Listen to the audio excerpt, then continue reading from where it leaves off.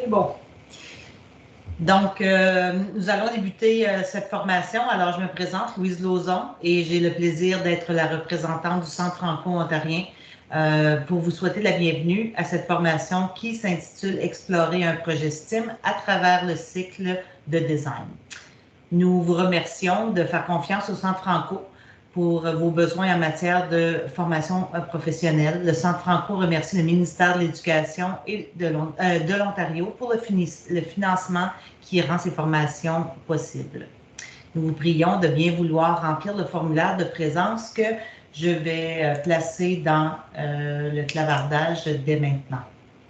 Alors, j'en profite aussi pour remercier Mme Karine Lorrain et M. Justin Langville d'avoir accepté d'offrir cette formation cet après-midi. Avant de leur céder la parole, je vous rappelle que la formation est enregistrée et que les enregistrements seront disponibles sur le site du Centre Franco sous peu. Si vous avez accès à la boîte de clavardage, vous pouvez y poser vos questions. Par contre, en principe, vous ne devriez pas avoir accès à votre micro et si c'est le cas, assurez-vous qu'il est fermé en tout temps.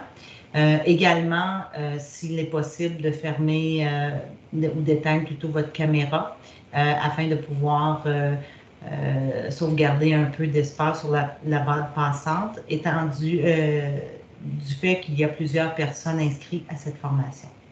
Si vous n'avez pas accès à la boîte de clavardage, c'est sans doute parce que votre conseil scolaire a bloqué la possibilité de discuter avec des personnes à l'extérieur de votre conseil. Alors, à ce niveau-là, malheureusement, on ne peut pas vous aider. Donc, Justin et Karine, je vous cède la parole et je vous souhaite une très bonne formation à tous. Alors, bonjour tout le monde. C'est moi qui va commencer avec vous autres. Rebonjour à ceux qui étaient là ce matin. J'ai reconnu quelques noms encore. On va explorer ensemble un projet design.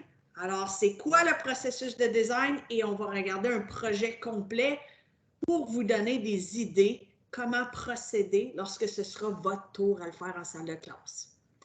Donc, dans le clavardage, commence avec ça. Donne-moi, je ne sais pas, n'importe quel mot qui pourrait te venir en tête quand je te dis cycle de design. Alors, on va regarder vos mots dans le clavardage. N'importe quoi. Alors, plan, prototype, création, codage. Oh, ça va vite. Erreur, maquette, schéma, conception. Alors, c'est processus qui ressort. Construction, créativité. Oh, résilience, un de mes favoris. Matériel, oui. Donc, quand même contente de rien voir qui dit peur, Ouais. anxiogène, des choses comme ça, parce que ça pourrait être ça.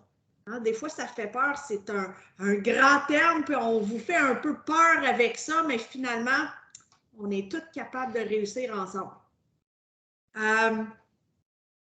La prochaine petite activité pour apprendre à vous connaître, hein, parce qu'on peut très peu vous parler, ça serait de compléter une petite question dans Mentimeter encore.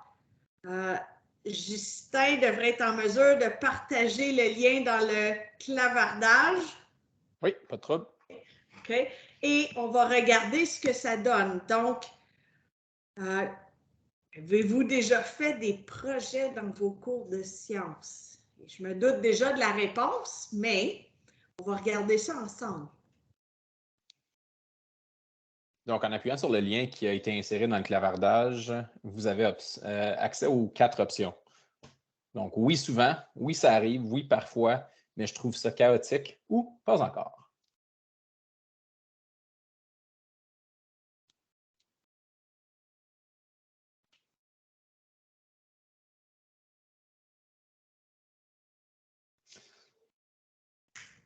Donc, on a quand même plusieurs pédagogues qui œuvrent par l'entremise de projets. Donc, je trouve ça vraiment intéressant de voir que ça bascule plutôt vers le oui souvent et oui, ça arrive. Donc, on va être en bonne compagnie.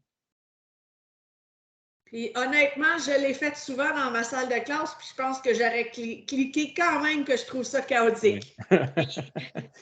C'est ça le but.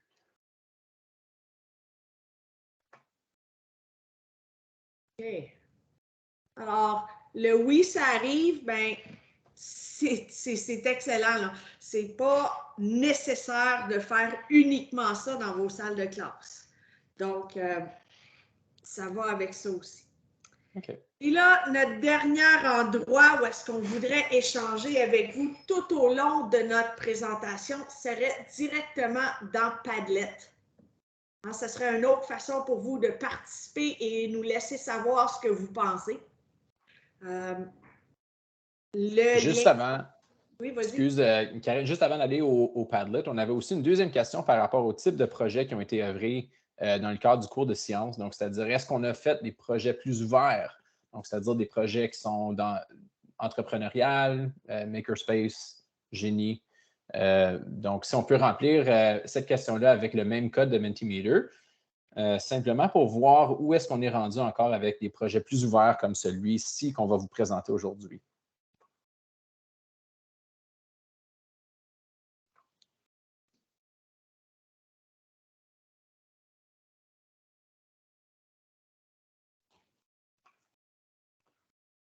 Pour ce qui en est du partage, je vois dans le clavardage du partage du lien vers la présentation, nous allons tout vous remettre vers ou un peu plus tard après la présentation, comme Mme Lauzon l'a mentionné.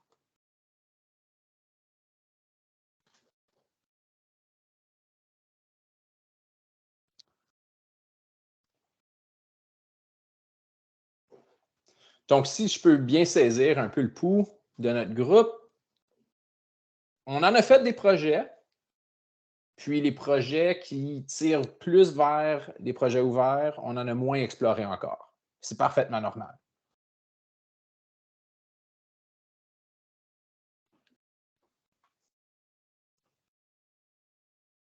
OK, donc Justin vient de vous donner accès à notre Padlet, endroit où vous allez pouvoir écrire des questions, des remarques, des préoccupations et n'importe quoi que vous aimeriez nous partager. Peut-être qu'on va pouvoir répondre directement en chemin ou quand on va prendre des pauses, on va pouvoir adresser vos différentes questions. Donc, sentez-vous libre ici d'associer un cœur à n'importe quel commentaire qui semble vous chanter particulièrement ou à n'importe quel commentaire qui vous parle plus qu'un autre. Puis, au fil de la présentation, comme le temps avance, on va pouvoir les organiser dans le Padlet. Puis, vers la fin, on va pouvoir sélectionner certains commentaires ou questions même qui devraient être attribués un certain montant d'importance vers la fin de la présentation.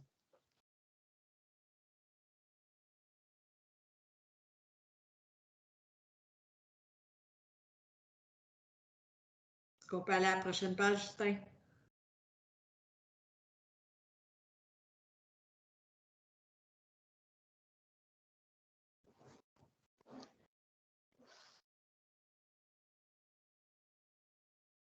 OK. Donc, ici, ceux qui étaient avec moi ce matin, on a passé avec ça en détail. Là, on n'ira pas en détail. Ce sont tous des mots qui sont importants à avoir en guise de réflexion. Puis, les projets design permettent pas mal d'inclure tout ça quand on les fait avec les élèves. Il faut juste être prêt et avoir pensé à tout ça avant de le faire avec les élèves. C'est pour ça que tranquillement, on va vous apporter au travers d'une réflexion à avoir pré-projet. Donc, quelles seraient les questions à se poser lorsqu'on pense à un projet design? Vous devriez en avoir des tonnes. Par où je commence? C'est-tu obligatoire? Est-ce qu'on en fait beaucoup? Est-ce que je suis obligée?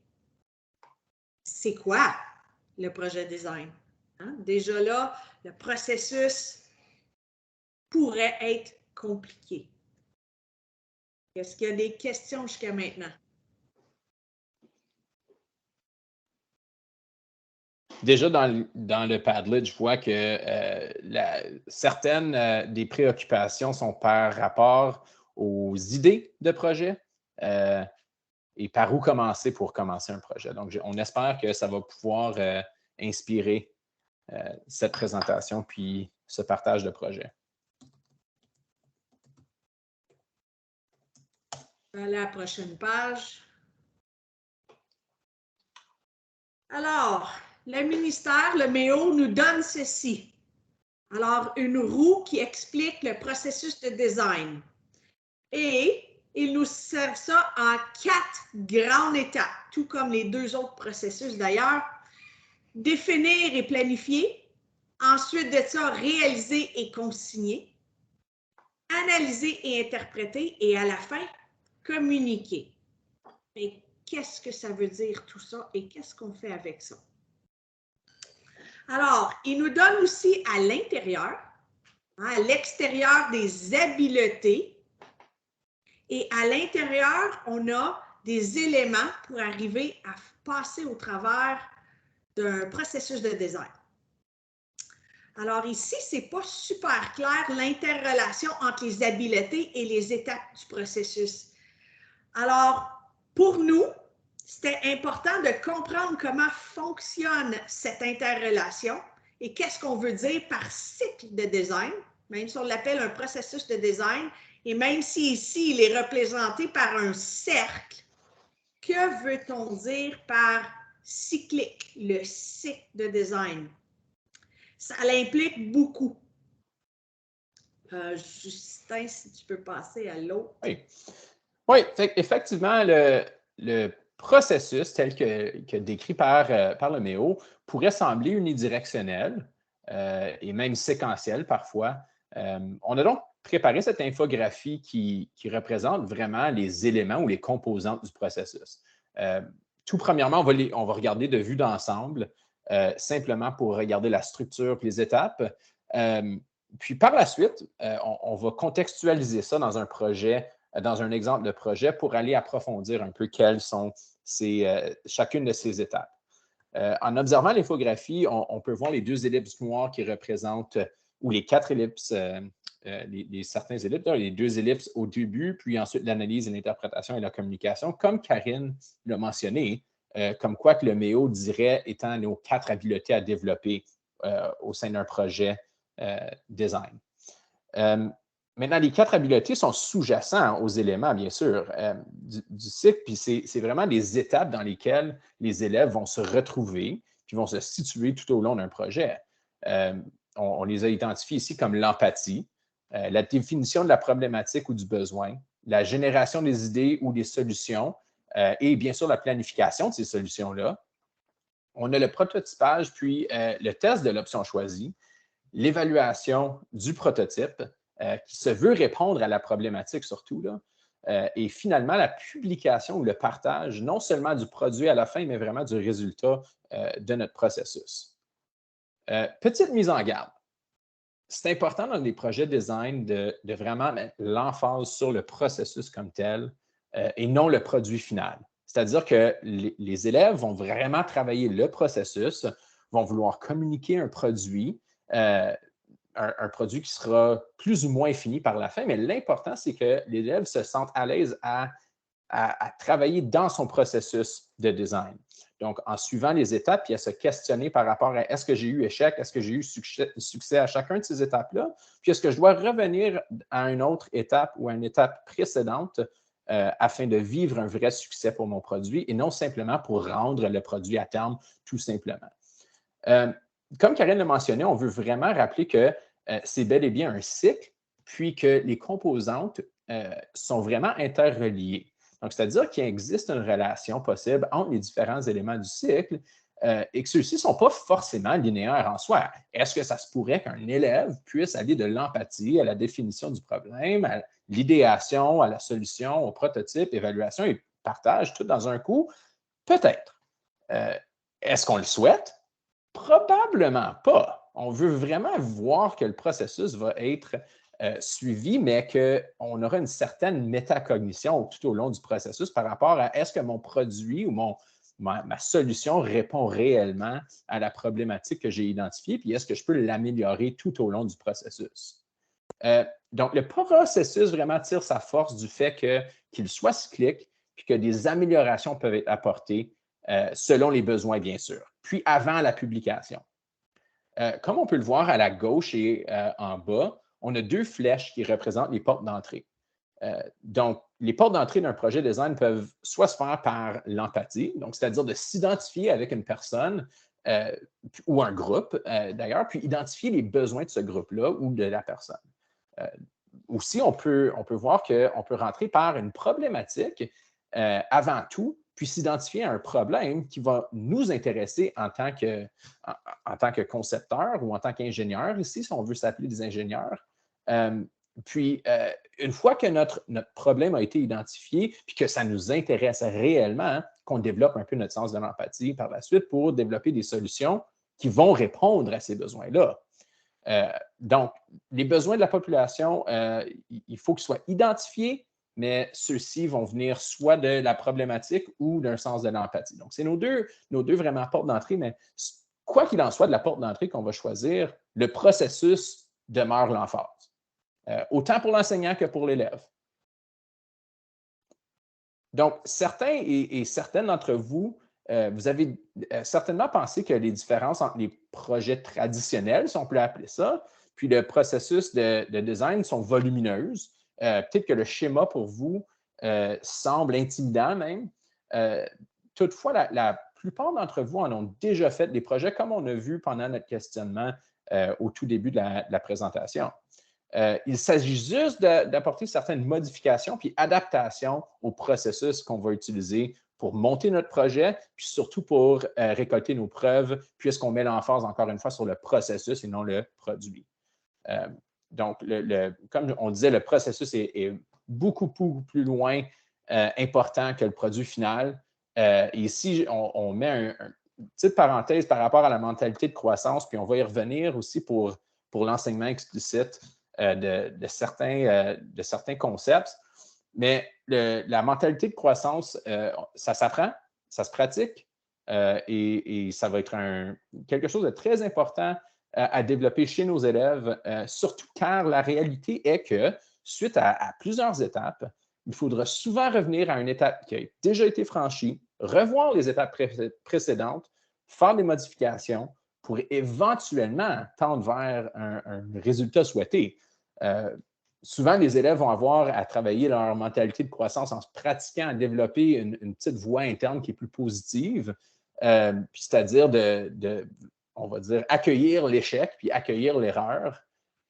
Puis souvent, les élèves vont se dire, bien, comment est-ce que je peux modifier ma voie? Bien, ça se pratique, comme on disait, hein, ça se pratique une mentalité de croissance en lavant un peu, en nettoyant nos lunettes, si on veut, là. Puis changer un peu notre vocabulaire par rapport à, un exemple, ça pourrait être un élève qui dit « Ah, je ne sais pas comment faire ça » ou « Moi, je ne suis pas bon à faire le codage. » Bien, on peut nettoyer un peu notre vocabulaire en disant « Bien, je n'ai pas encore tout ce qu'il me faut pour développer certaines choses ou pour développer certains outils, développer une solution qui utilise le codage. » Mais comme je dis, ça se pratique de façon explicite avec les élèves. Donc, comme je parlais de l'enseignement explicite du processus, c'est nécessaire, puis une explication détaillée aidera vraiment les élèves à bien comprendre. C'est certain qu'avant de faire un projet comme celui-ci ou un projet qui suit le processus de design, c'est important d'aller vraiment décortiquer chacune des étapes. Il faudra discuter avec les élèves parce qu'on doit s'assurer que chacun des élèves comprenne chaque étape du processus. On doit fournir un environnement qui va être propice à une période de questions tout au long du processus. Il va vraiment falloir qu'on donne des exemples de chaque étape du processus pour non seulement qu'ils se l'approprient, mais qu'ils s'approprient aussi le fait de vivre des échecs, puis d'apprendre de leurs erreurs, puis d'appliquer ce qu'ils ont appris en revenant sur une étape de leur cycle, puis en modifiant leur prototype, par exemple, et ainsi de suite. Donc, une certaine persévérance, c'est certain que c'est nécessaire ici. Ça serait souhaité aussi d'avoir exploré les outils technologiques, surtout comme on parle énormément d'intégration de codage puis de processus de codage, l'exemple que je pourrais donner, c'est qu'on ne va pas commencer à utiliser ou exiger un certain montant de codage d'un élève s'il n'a jamais utilisé l'outil ou si on n'a jamais utilisé l'outil physique ou même le principe de codage dans un projet. On va aller vouloir développer certaines compétences avant de mettre l'élève en situation de projet comme celui-ci. Ça va de même avec l'empathie, ça va de même avec le prototype, l'amélioration, même la publication. Hein. On peut se pratiquer avant de vivre le vrai projet, c'est-à-dire puis en créant des activités qui sont nivelées pour permettre justement les élèves à développer leurs capacités. Finalement, il faudrait également enseigner de façon explicite certaines compétences transférables afin que les élèves puissent bénéficier pleinement de leur expérience dans le sens que si on aimerait que les élèves développent plus leur créativité ou leur capacité à résoudre des problèmes, certains problèmes vont devoir être résolus avant de s'attarder au projet comme tel. Donc, la pratique ici étant énormément importante.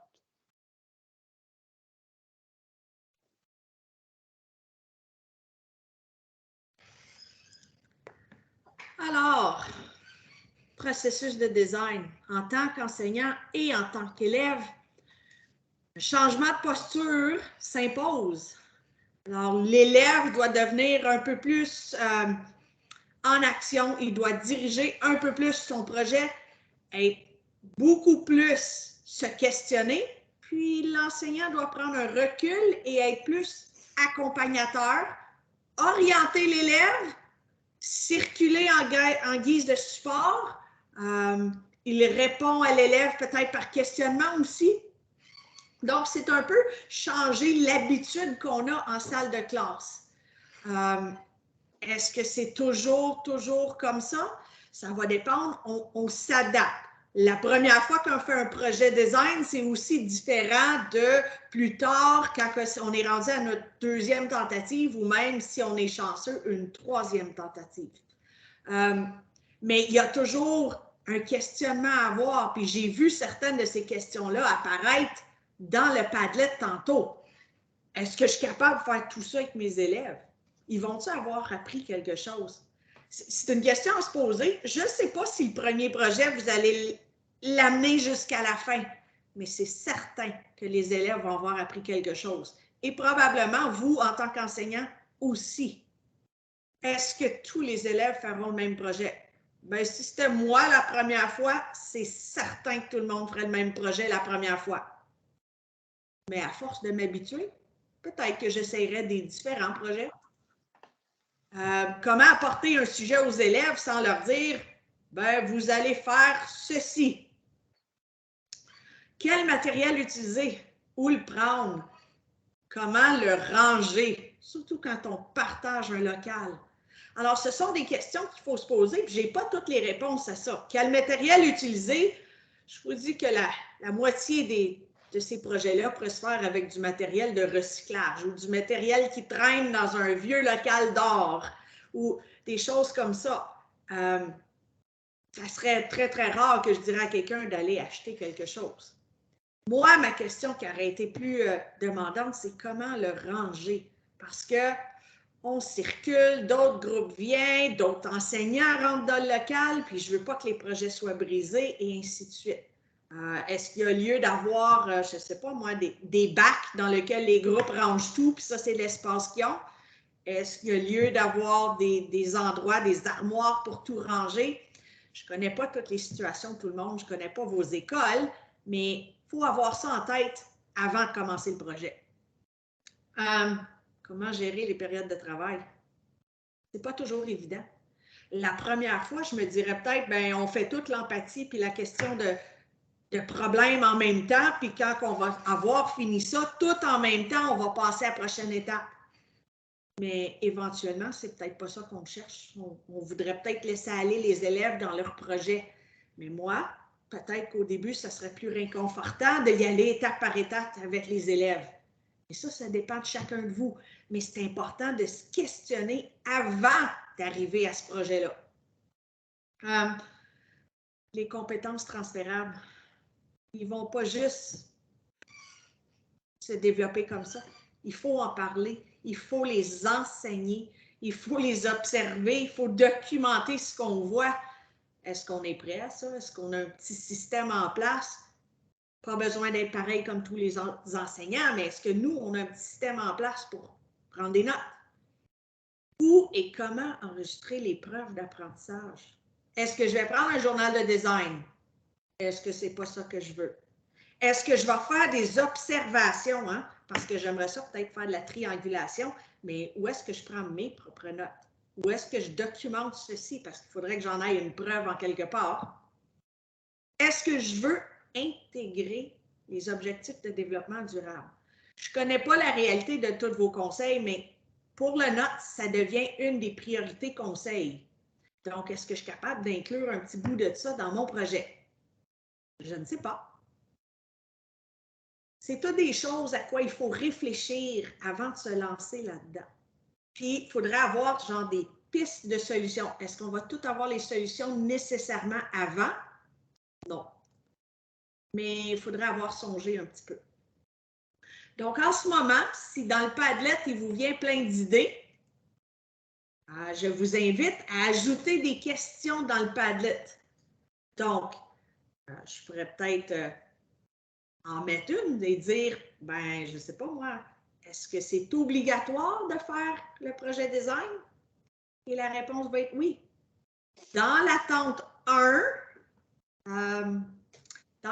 1 du domaine A, ça nous dit qu'on doit faire des projets design. Donc, en quelque part dans l'année, il faudrait s'essayer. Est-ce que ça veut dire qu'on va en faire des tonnes? Je ne suis pas certaine. Alors, si vous avez d'autres questions, ajoutez-les dans le Padlet, puis on va essayer de répondre en chemin. On avait une main levée. Donc, je ne sais pas si c'était monsieur Mascaoui, j'ai vu. Avez-vous une question pour nous que vous pourriez écrire dans le clavardage? Sinon, on peut enchaîner avec la prochaine diapositive, Karine.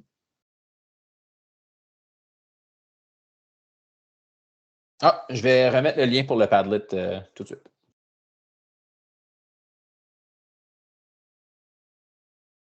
Alors, tu vas à la prochaine page, Justin? Donc, moi, avant de commencer un projet design, hein, je vais penser à toutes ces questions-là. Puis là, je vais essayer de voir où est-ce que ça rentre dans mon enseignement. Fait que nous autres, avant de procéder plus loin, puis avant de commencer à vous parler en détail d'un projet design, on va rentrer spécifiquement dans un projet. Peux-tu aller à l'autre tuile, Justin?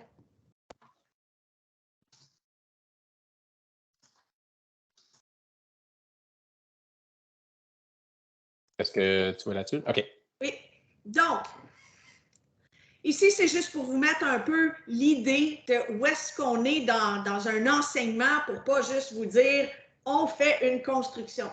Alors, les élèves passent au travers d'une enquête dans laquelle 2 domaines sont mélangés, le domaine A et le domaine C.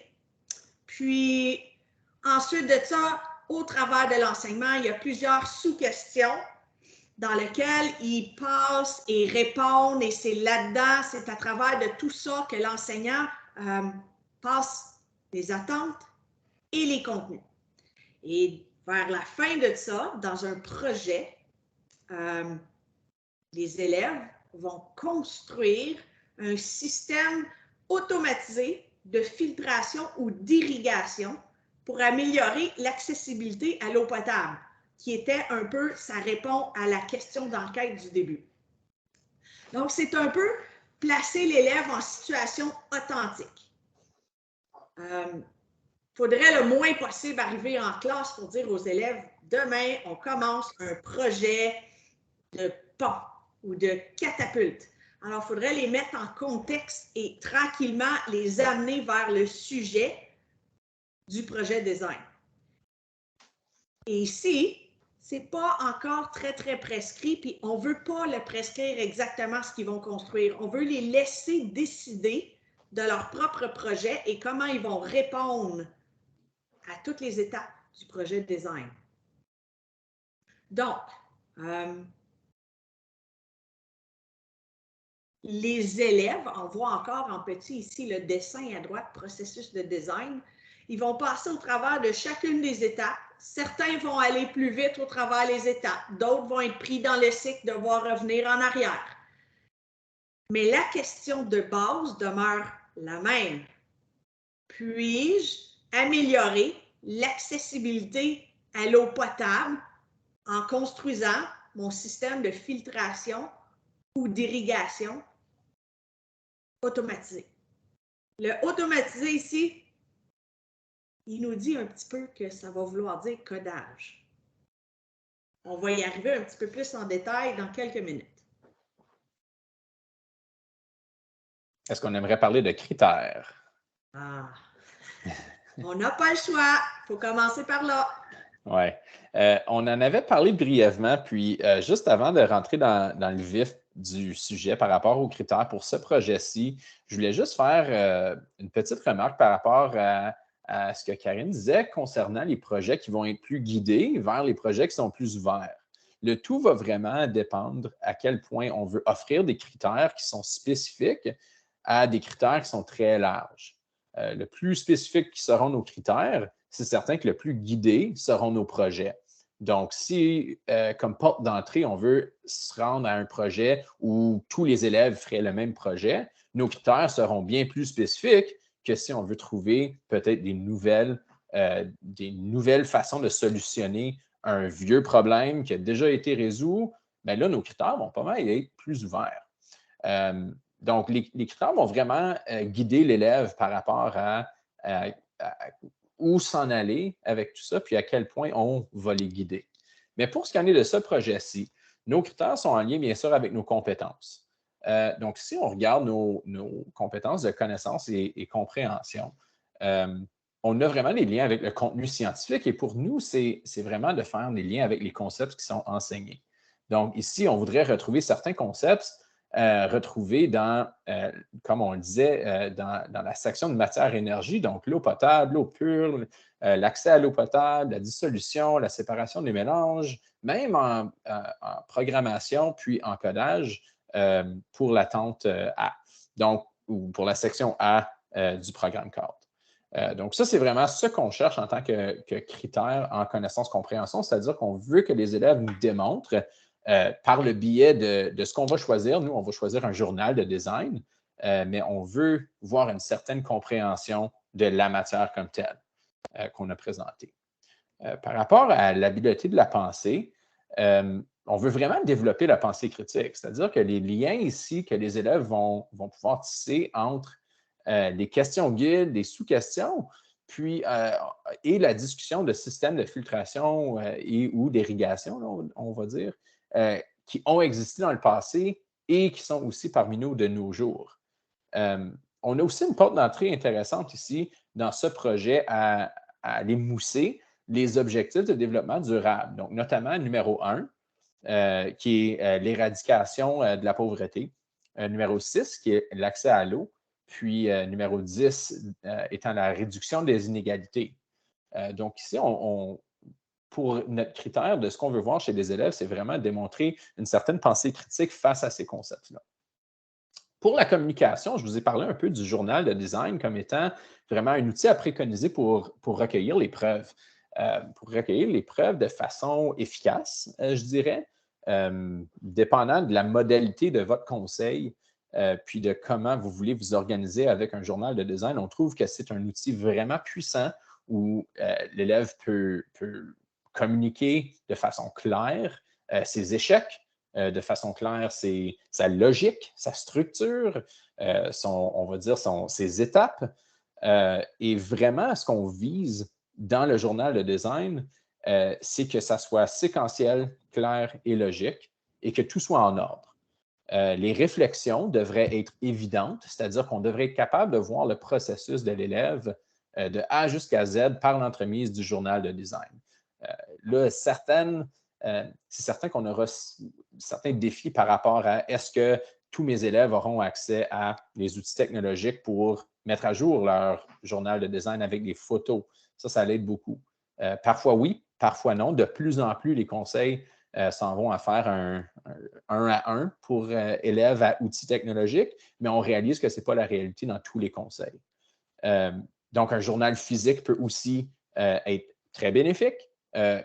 L'important ici, c'est d'assurer que l'élève est en train de communiquer ses succès, de communiquer ses échecs et comment il ou elle va vivre le processus, d'étape à étape. Finalement, pour la mise en application du processus de design, elle devrait certainement être présente tout au long du journal. On devrait voir que chaque étape du cycle est identifiée, que chaque étape du cycle est bien répertoriée. Comme l'élève va vivre son processus, on devrait savoir, ou l'élève devrait savoir, et l'élève devrait pouvoir dire dans quelle étape du processus qu'il est rendu. C'est-à-dire que la problématique devrait tout le temps être bien définie. Hein? On devrait vraiment être certain de bien comprendre la problématique et l'élève devrait être capable de l'expliquer dans ses propres mots. On devrait être capable de voir que l'idéation a été évidente, que le choix ici du prototype est super clair parce qu'on va faire un choix dans le prototypage. C'est-à-dire que lorsqu'on choisit un prototype à utiliser pour aller résoudre notre problématique, le prototype doit être choisi pour une raison qui est probablement logique, mais aussi pour des raisons qui vont parfois nous étonner. La faisabilité, la viabilité du projet. Donc, c'est ici qu'on voit certaines contraintes ressortir. Pour ce qui en est des essais et des erreurs, on devrait, comme je disais, les essais, les tests, les échecs, les améliorations, le tout devrait être évident, puis qu'on devrait voir que les élèves qui ont vécu des échecs devraient être en mesure de communiquer ceux-ci, puis d'apprendre de leurs erreurs pour améliorer justement leurs produits, améliorer leur dessin, améliorer que ce soit même la programmation, hein, améliorer leur code, parce qu'ils disaient, un exemple, on pourrait dire, ah bien, je peux faire fonctionner mon dispositif ici pour faire filtrer une fois un réservoir d'eau. OK, d'accord. Qu'est-ce que tu peux faire maintenant? Donc ça, on va revenir un peu au questionnement en tant qu'enseignant, c'est quoi notre rôle tout au long du processus, mais quelle sorte de questions est-ce qu'on pourra poser pour pousser l'élève justement à pousser son raisonnement d'algorithme par rapport à son codage, par rapport à sa programmation, par rapport à sa conception. Ce sont vraiment ce qu'on devrait voir dans le processus puis la mise en application du cycle de design. Finalement, le produit terminé qui est analysé, hein, on doit s'assurer que notre produit répond réellement à notre problématique qu'on a identifiée au tout début, puis faire en sorte que la publication va vraiment desservir la communauté qu'on veut ou qu'on cherche à aller communiquer avec. Puis on va y revenir aussi pour la publication par rapport à qui est notre clientèle cible, si on veut appeler ça. C'est pour qui qu'on fait la publication? Est-ce qu'on l'a mis dans des modalités qui seront appropriées pour recevoir l'information qu'on veut leur transmettre? Donc, le format de la présentation ici devrait être évident, c'est-à-dire que si l'élève choisit de faire une annonce publicitaire, bien, on devrait voir en quelque part comment faire une bonne annonce publicitaire, encore une fois, puis on devrait le retrouver comme étant un de nos critères importants.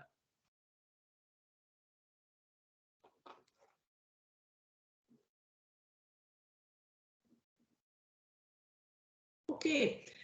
Justin, juste avant de rentrer dans la prochaine section, il y a beaucoup de questions dans le Padlet, puis je voudrais prendre 2 minutes pour qu'on en regarde certaines. C'est une excellente idée. Est-ce qu'il est obligatoire de faire un projet de design? On l'a dit tantôt, la réponse c'est oui, ça fait partie d'une des attentes. Est-ce qu'on est obligé d'ajouter le codage à notre projet design? La réponse est non. Toutefois, en quelque temps dans l'année, tu vas être obligé aussi de faire du codage.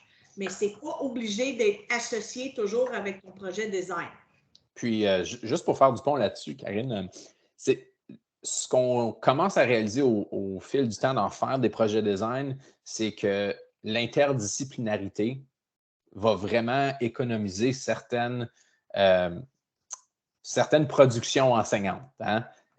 C'est-à-dire que autant qu'on peut intégrer d'autres disciplines à l'intérieur de nos projets, puis ici même, on ne parle même pas d'une autre discipline, on parle d'une autre différent concept dans l'attente.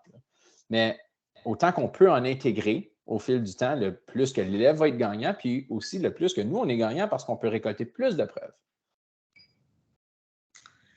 J'ai vu une autre question par rapport à le journal de design, s'il pouvait être, si on pouvait changer le médium. Alors, s'il pouvait plus être de façon verbale et des vidéos et des photos. Et la réponse est oui pour la plupart. Surtout verbal si on a une difficulté à écrire. Donc oui, ça fonctionne ça aussi. Tous les moyens inclusifs sont bons. Donc, si vous voulez vous lancer là-dedans, il n'y a rien qui dit comment exactement un journal de design doit être fait. Le médium est quand même ouvert. Ce qui est important, c'est les critères, c'est ce qu'on met dedans. Mais dans quel médium, ça reste à vous. Et peut-être que vous allez exiger la même chose pour tout le monde, peut-être pas, peut-être que vous allez laisser ça ouvert. Il y a des versions écrites parce qu'on écrit dans un cahier, il y a des versions complètement technologiques. De décider cette partie-là. On a une question intéressante. Est-ce que le prototype doit toujours être quelque chose de matériel? Je réfléchis à cette question-là depuis que je l'ai vue. Je pense que ça dépend vraiment des critères. Je ne sais pas ce que tu en penses, Karine, mais ça dépend vraiment des critères qu'on cible pour le projet. J'aurais aimé savoir aussi quel était le but ou la problématique qui entoure ce projet-là avant de pouvoir répondre si on a besoin du prototype, mais je ne suis pas certaine que c'est une obligation. J'aime aussi l'autre question qui dit, est-ce qu'on peut avoir un prototype déjà monté et de là, demander aux élèves quelle pourrait être la problématique autour de ce prototype, puis tester et évaluer un prototype déjà monté. Ça peut se faire aussi, particulièrement au tout début, quand on explore chacune des étapes du processus de design. J'adore cette question-là. Je ne m'y suis jamais attardée, mais je vais lui penser après.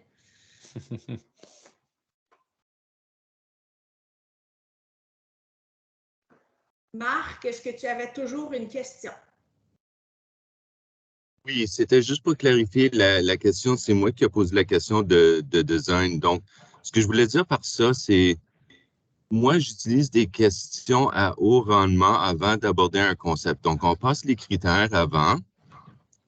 Puis après ça, ce que je fais, c'est que je fais dessiner, je fais beaucoup d'enseignement vertical en salle de classe. Donc, je pose une question à haut rendement. Donc, par exemple, on est en train d'aborder les exposants. Ils connaissent déjà la base des exposants, donc je leur pose un défi. Puis là, en groupe, eux autres doivent penser à comment arriver à la solution. Donc, qui suit vraiment les étapes du design, mais c'est rien de concret tel quel. Donc, pour noter mes observations, je prends des photos des œuvres des élèves. Donc, je ne sais pas si c'est ça que je veux dire en tant est-ce qu'il faut que ça soit matériel du fait qu'il faut que ça soit une chose, ou est-ce qu'on peut vraiment, en abordant les critères, vraiment juste noter ce que les élèves font et prendre des photos comme des preuves d'apprentissage? On peut certainement prendre des photos comme preuve d'apprentissage, mais à un moment donné, il faut qu'ils testent leurs différents prototypes. Puis là, ben, si c'est juste des dessins, ça devient d'une complication. Est-ce que ça fait du sens? Oui, ça fait du sens. Je comprends ce que vous dites. C'était juste pour savoir si on pourrait utiliser ça comme forme d'évaluation qui ont réussi en groupe de 3 de faire, d'aborder la solution. Ils ont pensé à des différentes stratégies. Puis là, on parle de... Anyway, à plus tard. OK. Alors, on va revenir à vos questions tantôt. En attendant, on va continuer parce qu'on n'a pas vraiment encore abordé notre projet et je vois le temps avancer. Alors, l'objectif des élèves, la construction d'un système automatique de filtration et ou d'irrigation pour améliorer l'accessibilité à l'eau potable. Ça, c'est l'objectif. ça, c'est le but, la problématique. On peut lui donner beaucoup de noms, mais c'est ça que c'est. Donc, en tant qu'enseignant, faut que je me pose des questions. Alors, quelles sont les questions typiques que les élèves pourraient me poser? Qu'est-ce que les élèves vont dire? Qu'est-ce qu'ils vont me répondre à cette problématique-là? Est-ce que je suis prêt à toutes sortes de réponses? Puis est-ce que je vais savoir comment diriger les élèves? Est-ce que moi, dans ma tête, je sais exactement les critères que je voudrais dans chaque étape? Nous, on vous les a mis dans une grille tantôt, là, mais est-ce que vous les connaissez? Est-ce que vous êtes prêts à ça? Est-ce que vous pouvez rediriger les élèves sans leur donner les réponses? Parce que les élèves vont vous arriver avec des questions malgré le fait que vous l'avez pratiqué. Mais je ne sais pas comment je fais ça de l'empathie. Je ne sais même pas c'est qui sont les gens visés par ça. Qui n'a pas d'eau? Il y en a beaucoup. Mais je ne peux pas exactement leur dire. Je peux leur offrir d'aller faire de la recherche. Ils peuvent dire, comment voudrais-tu que je sache comment ils se ressentent?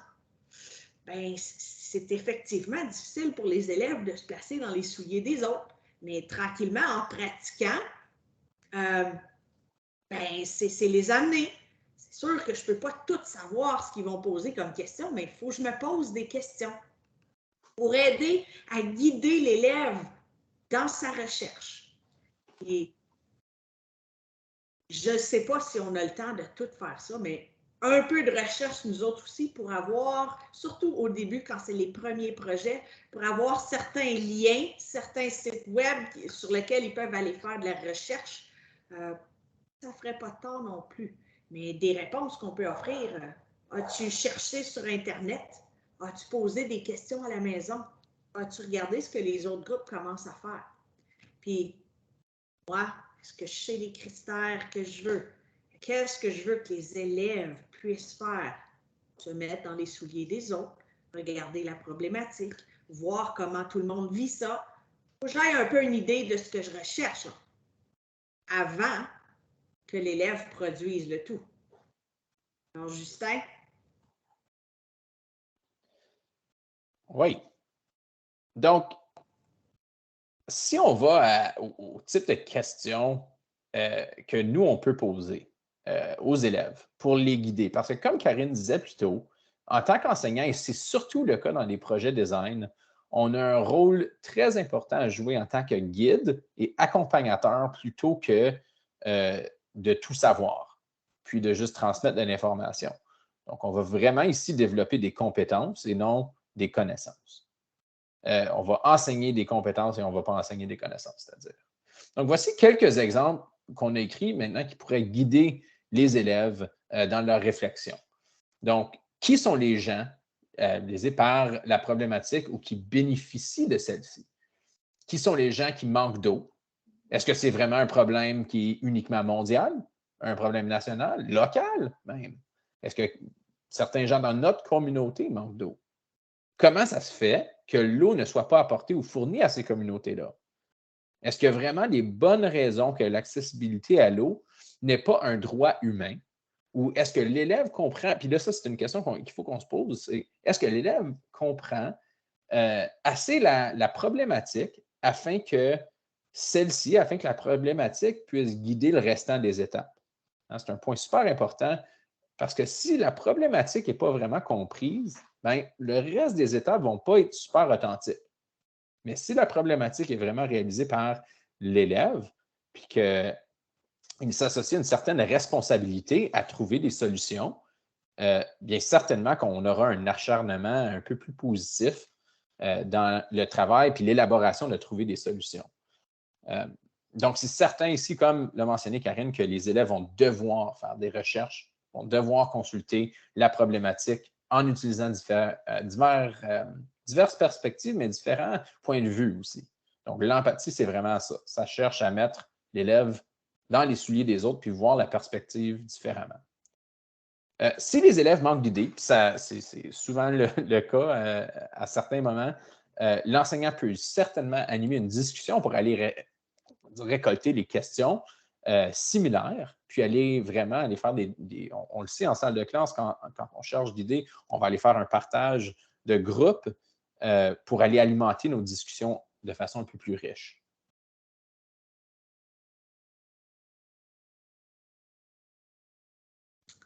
OK, alors donc, ils ont étudié leurs problématiques, ils sont allés chercher des informations, ils se sont mis dans les souliers des autres et maintenant, ils doivent commencer à planifier, à avoir des idées, trouver des solutions.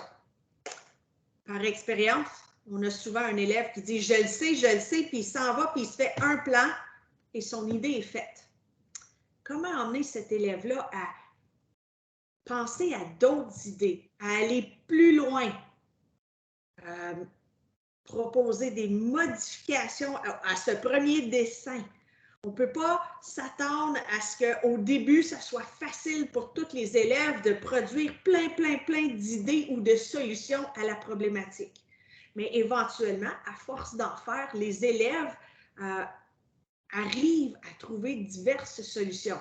Il y en a qui, on les regarde puis on se dit, bon, OK, je ne comprends pas comment on va faire ceci en classe, mais l'important est qu'il ait évalué toutes sortes d'idées dans le but de trouver une solution à la problématique originale.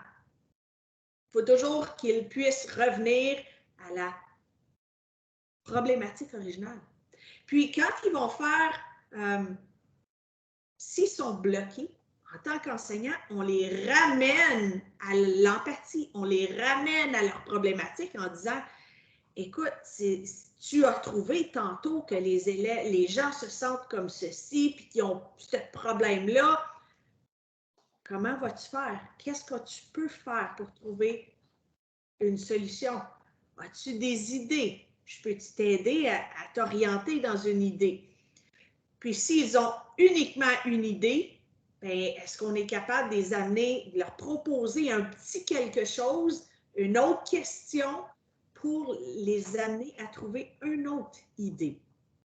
Je veux les guider. Et moi, dans ma tête comme enseignant, il faut encore que je sois passé un peu au travers de qu'est-ce qu'ils vont me dire comme question. Qu'est-ce que je cherche dans cette section? Quels sont mes critères dans cette section? Puis c'est sûr que je n'ai pas les réponses à tout ça. Mais une réflexion s'impose avant qu'on commence. Je ne pourrai jamais, étant donné que ce n'est jamais les mêmes projets, puis quand on fait des projets, tous les élèves ont différentes compréhensions, essayent différentes solutions, différents prototypes. Les réponses ne seront pas toujours pareilles, je ne peux pas avoir tout pensé.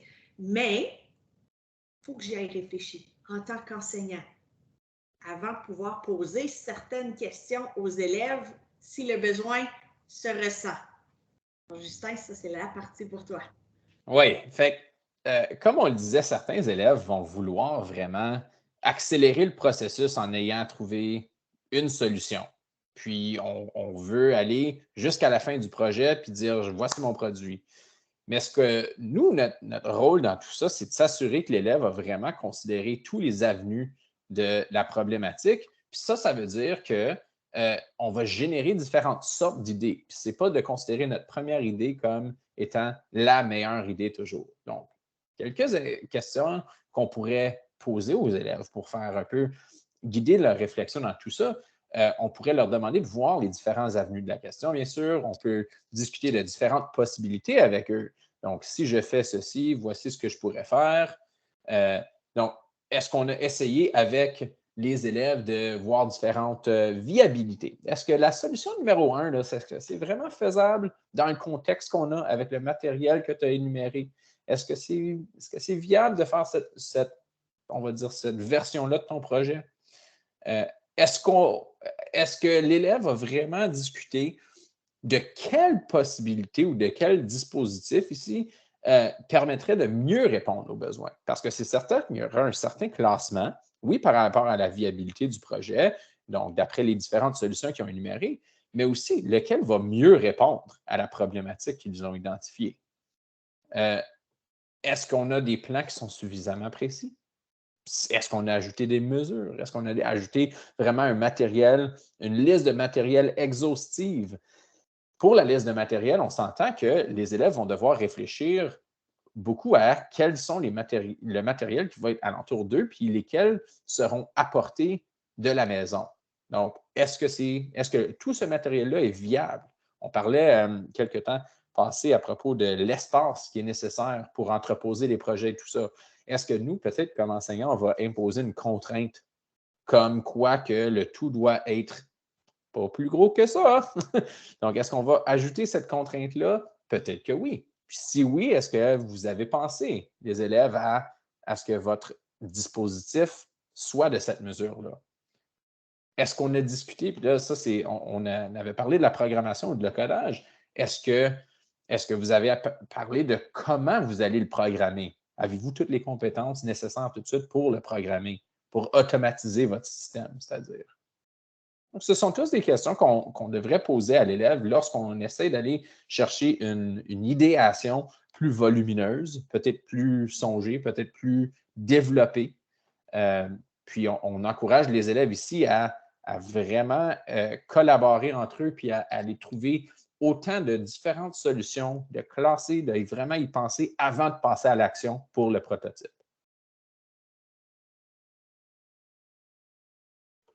Donc, je reviens avec la prochaine étape et la réflexion à avoir encore comme enseignant avant de procéder.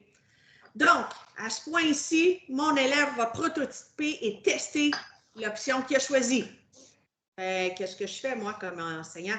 Il faut que je fasse quelque chose. Quel est rendu mon rôle? Bien, c'est sûr que je vais être amenée à me promener, à faire de la rétroaction, à poser des petites questions, peut-être suggérer des petites choses quand il y a trop de frustration à certaines places, documenter des observations. C'est toujours une bonne idée. Hein? Comment amener l'élève à voir des améliorations possibles? Parce que souvent, nous, en circulant, on en voit des améliorations possibles. Je ne veux pas nécessairement toutes les dire, mais comment amener l'élève à le voir? Comment amener l'élève à voir plus loin? Il est peut-être en train de me construire un prototype qui pourrait fonctionner, mais pas sûr qu'il va répondre à la problématique.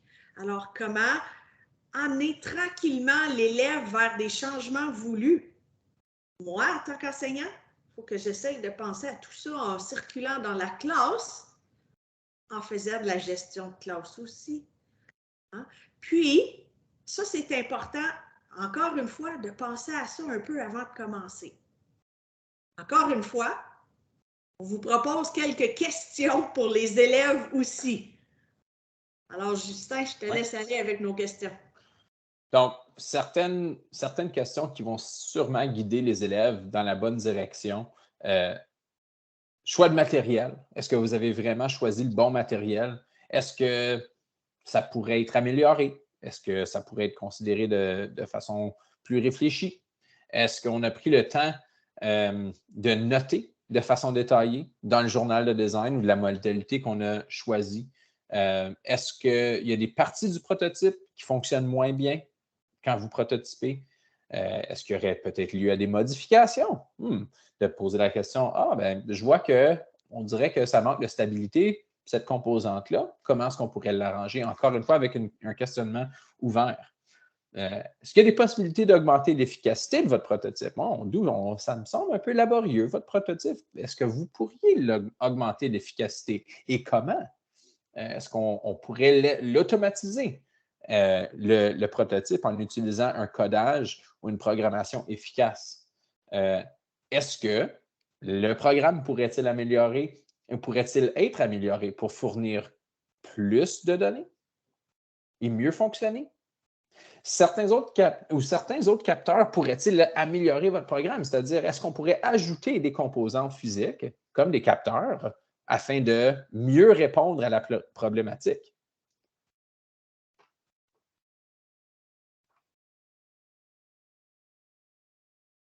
OK, donc je reviens avec un questionnement interne pour vous autres, les enseignants. C'est le temps d'analyser et d'interpréter. L'élève n'est pas super habile et habitué à analyser encore. Il va dire, mon prototype fonctionne. Puis, OK, oui, c'est bien, mais on veut aller plus loin que ça. On veut voir si ça fonctionne avec le but ou la problématique originale. Mon prototype qui fonctionne et qui fait de la filtration, mais qu'au bout de la ligne, mon eau est pleine de bactéries, ben, je ne peux pas plus la boire et la qualité de l'eau n'est pas ultra. Donc, l'élève doit un peu aller plus loin et toujours revenir à sa problématique et sa communauté et l'empathie pour voir si vraiment le prototype fonctionne. Parce que c'est une chose de dire qu'il fonctionne mécaniquement, qu'il fonctionne, la programmation fonctionne, puis c'est une autre chose de dire qu'il répond bien à la problématique. Puis, il faut se questionner aussi, il faut amener l'élève à se questionner par rapport à ça. Y es-tu prêt à prendre puis emmener directement sur le terrain ou il y aurait théoriquement des modifications à faire dans le sens de, bon, ben si je veux faire ça dans la vraie vie, il faudrait que mes matériaux soient plus résistants, il faudrait qu'ils soient beaucoup plus grands parce que là, il est pas assez long. Alors, c'est tout un questionnement supplémentaire à avoir. Donc, il doit analyser la viabilité de son prototype. Oui, donc comme... Une petite question pour vous. Oui, donc c'est ça exactement. On peut questionner les élèves par rapport à, ben, est-ce que la solution répond vraiment et réellement à la problématique qu'on a identifiée? Est-ce que la solution, est-ce qu'elle a considéré les besoins spécifiques de votre population? Est-ce qu'elle répond réellement, encore une fois? Est-ce qu'elle va servir ou desservir votre population choisie? Est-ce qu'on a considéré l'impact environnemental? Est-ce que votre produit réussit-il à augmenter l'accès à l'eau potable? Et puis aussi, on fait un clin d'œil au DD. Est-ce qu'on réussit à augmenter l'accès à l'eau potable, à réduire l'inégalité ou encore même à diminuer la pauvreté? Donc, ce sont des questions qu'on peut poser aux élèves afin de justement guider leur analyse puis l'interprétation de leurs solutions par rapport à est-ce que j'ai vraiment répondu à la problématique que j'ai identifiée au tout début de mon projet ou est-ce que je suis ailleurs?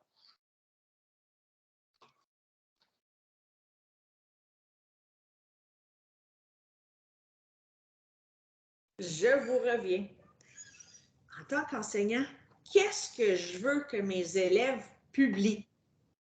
Est-ce que je veux vraiment qu'ils me publient, ben, voici ce qui n'a pas fonctionné dans mon projet ou voici je sais pas moi, les contenus ou les compétences que j'ai dû utiliser dans ce projet.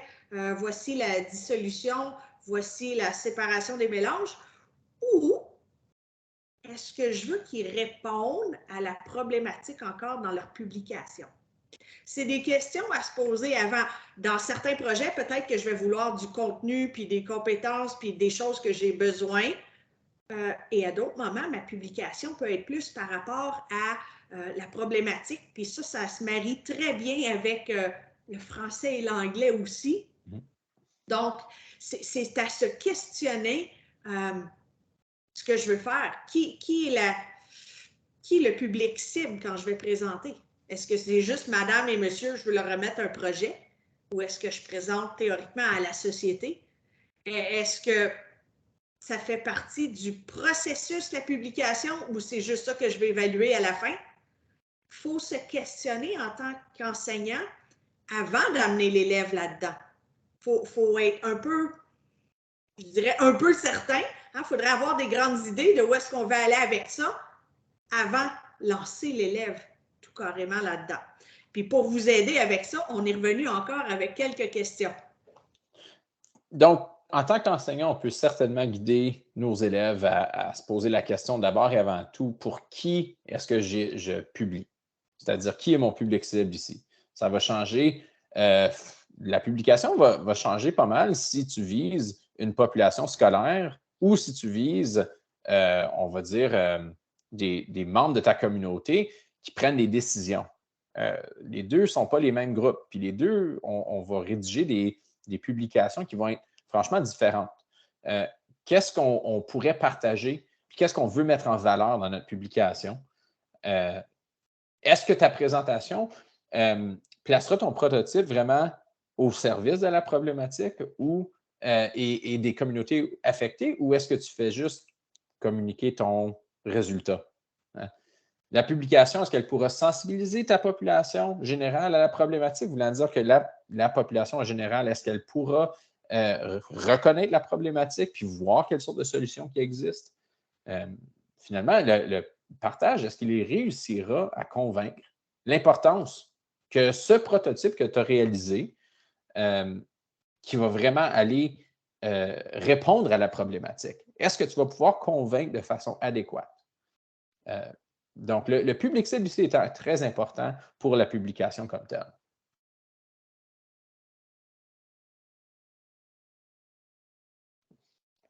Donc,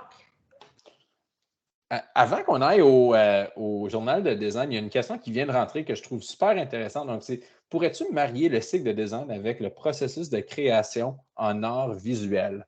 J'adore cette question parce que souvent, les deux ont tendance un peu à vivre en silo, mais j'ai toujours vu que les ponts d'entrée d'un à l'autre sont énormément volumineux. Puis, je pense absolument qu'on pourrait marier les deux cycles ou les deux processus si on veut. À mon avis, c'est quoi de mieux?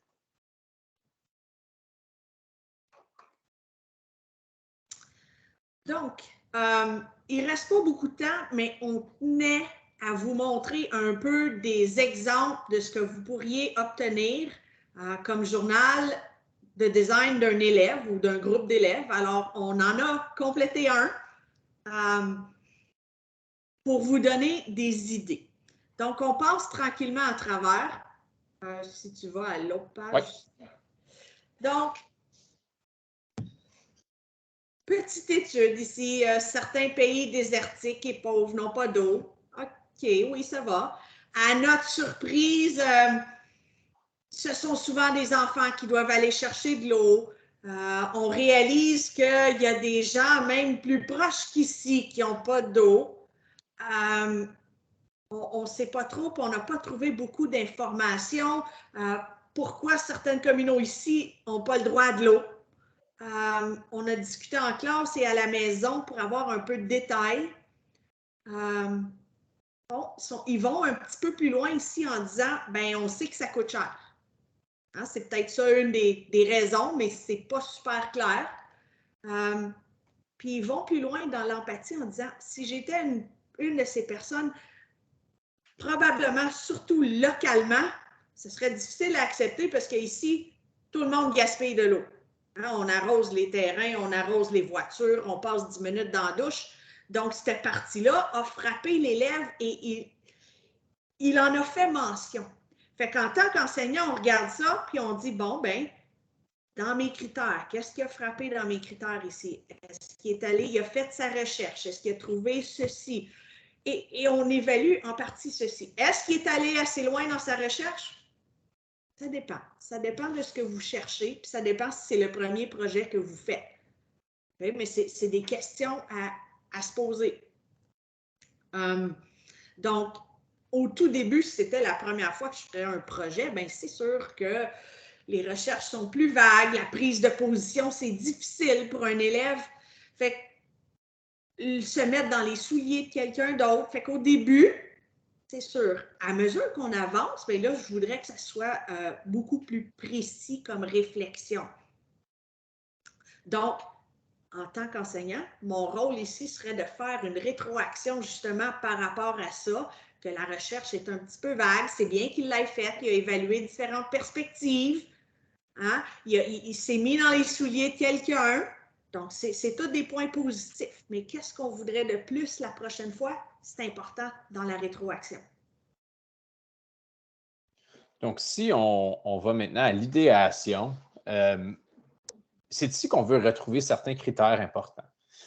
C'est-à-dire que est-ce qu'on a une certaine eu une discussion par rapport aux divers modèles qui ont été présentés? Je pense que oui. Hein, d'ici, on peut voir qu'il y a eu différents essais, 1, 2, 3 pour la filtration. Il y a eu une séparation aussi on va dire, des deux systèmes de filtration ou d'irrigation.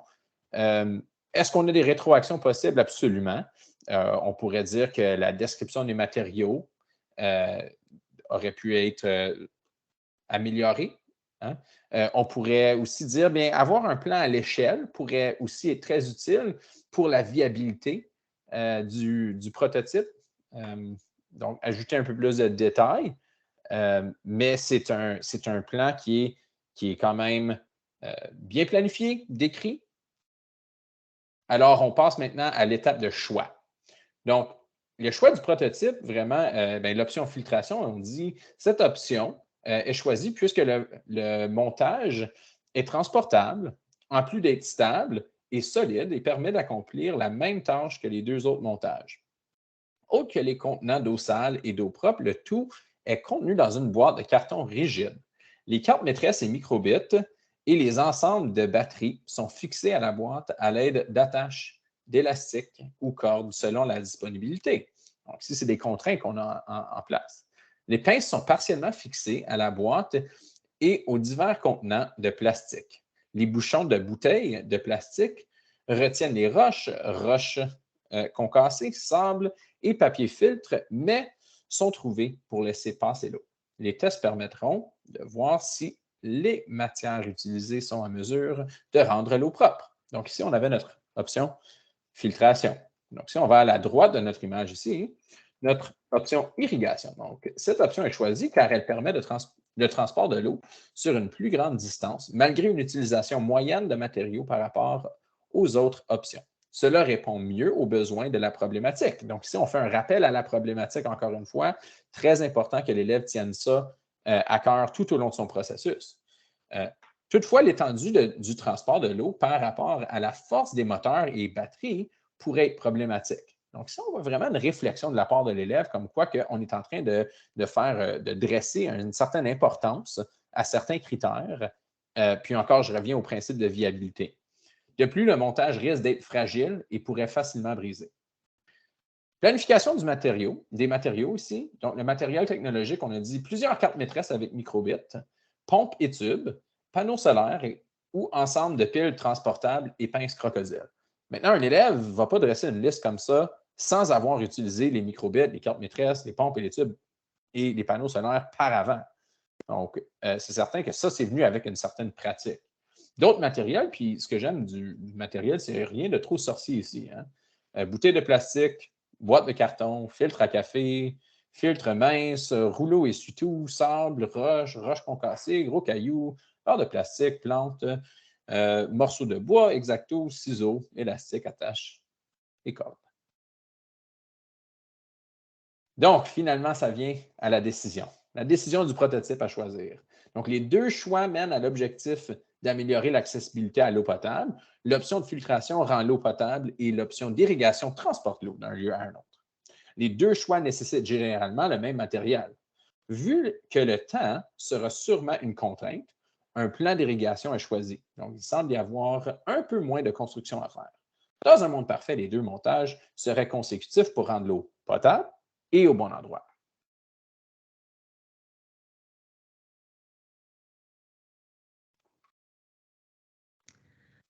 De la même façon qu'ils ont procédé ici dans tout ce qui était construction, ils passent à peu près la même chose, les mêmes idées quand ils font de la programmation.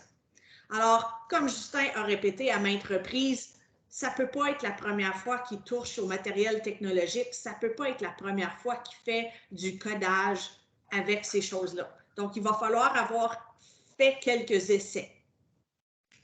Alors, ça commence en disant, c'est le programme que nous tentons d'utiliser. Puis il y a une petite photo. Il ressemble aux essais que nous avons faits en salle de classe lors du travail sur la pompe. Donc, déjà là, ça dit qu'il y a eu une réflexion, puis ils l'ont déjà fait en salle de classe. Lors des améliorations, il sera possible de modifier les temps d'utilisation des pompes, ainsi que la pause entre les deux pompes. Il faudra aussi s'assurer de connecter les pompes de droite et gauche au bon endroit. Donc, ça, c'est le plan. Ça, c'est ce qu'ils ont regardé par rapport à ce qu'ils ont fait. Maintenant, ça n'a pas marché exactement comme ils voulaient. Alors, dès le début, il y a des problèmes de programmation. On ne pouvait pas utiliser le même programme dans chaque microbit, car les pompes installées vers la fin du montage ne pouvaient pas débuter en même temps que celles au début du montage. Il n'y avait pas encore d'eau.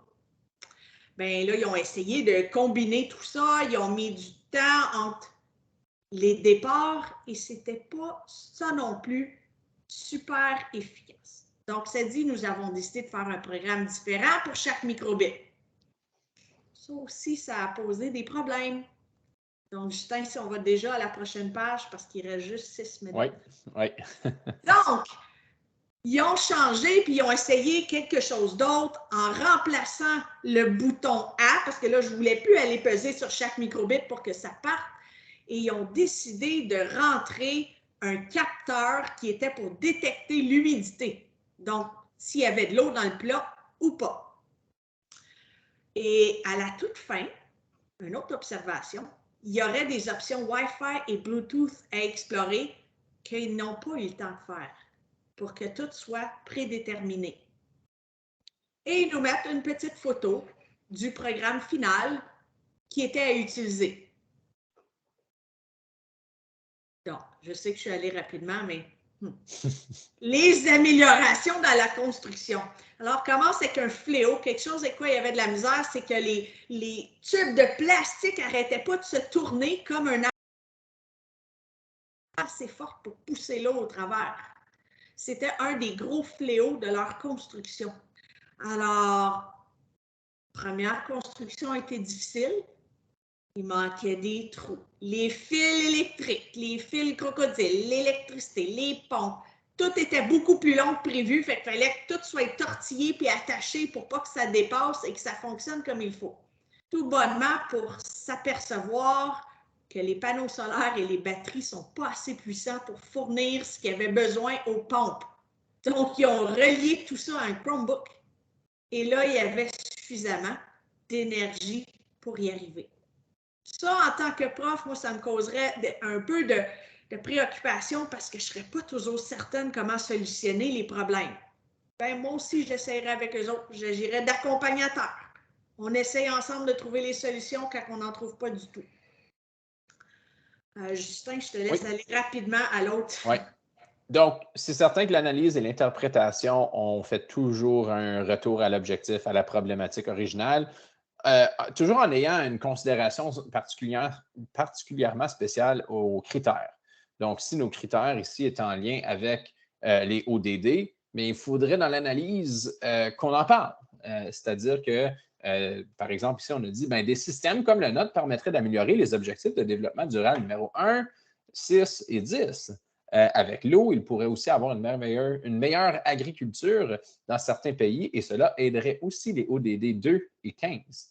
Donc, chaque pays s'engage à ces ODD, donc il y a espoir de voir une amélioration d'accessibilité à l'eau potable. Donc, ici, on a aussi parlé de matériaux. Donc, les matériaux utilisés seraient plus résistants pour fonctionner longtemps. Puis là, la question demeure de comprendre pourquoi de réels systèmes ne sont pas déjà mis en place. Ici, on a une ouverture de notre problématique, puis on a comme un questionnement qui est plus grand que juste le projet pour conclure l'analyse ici. Rapidement, on va passer à la publication. Et ici, c'est un retour encore à la problématique. Donc, l'accès à l'eau potable pour tous, l'irrigation, le remède, atteindre les ODD, notre produit aidera le monde, l'automatisation. Alors, il y en a deux différents ici, puis le but était vraiment juste de publier par rapport à leur problématique originale. Et des photos sont ajoutées juste pour montrer que le dispositif est au service de tous. Donc, deux petites publications. Encore une fois, il faut que la publication aille en lien avec les critères de publication. Donc, ça dépend de ce que vous avez établi comme critères dès le départ. Justin? Attention, encore une fois, visez le processus. N'allez pas directement vers le produit pour dire c'est ce qu'on fait. On vise vraiment le processus puis que le processus soit vécu par tous et toutes, qu'on ait accès à l'erreur, à l'amélioration par l'entremise de l'erreur, puis qu'on puisse développer notre processus puis notre résilience, notre persévérance et surtout la mentalité de croissance des élèves afin d'assurer que le processus soit bien vécu.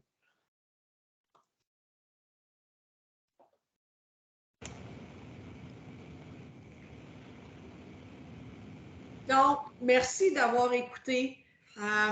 Il y a un billet de sortie ici qui est différent si jamais ça vous tente de le remplir pour que nous, on voit s'il y a des choses qu'on pourrait améliorer. Et ceux et celles qui voudraient éventuellement avoir des photos de prototypes, le tout sera essayé prochainement dans des salles de classe. Merci Karine et Justin pour avoir partagé votre expertise. Nous avons également un sondage de satisfaction là, que je vais mettre dans le de clavardage tout de suite. Je prendrai de le compléter si c'est possible. Ça prend juste quelques minutes. Alors, sur ce, je vous souhaite une bonne fin de journée et peut-être, Karine, tu veux aller mettre le lien pour ton billet de sortie parce que les gens n'ont peut-être pas accès directement. Alors, si tu veux le mettre dans le clavardage, ils pourront aussi compléter ça. Merci beaucoup. Je partage à l'instant la présentation complète dans laquelle est présent le billet de sortie à la fin. Ils ont demandé tantôt pour accès à la présentation et on a la présentation entière qui sera dans le clavardage dans moins d'une seconde. Je vais juste vérifier si tout y est. La bonne version, oui. Alors, je peux vous installer le tout dans le clavardage maintenant. Voilà. Merci, bonne fin de journée à tout le monde. Merci tout le monde. Merci tout le monde. Plaisir.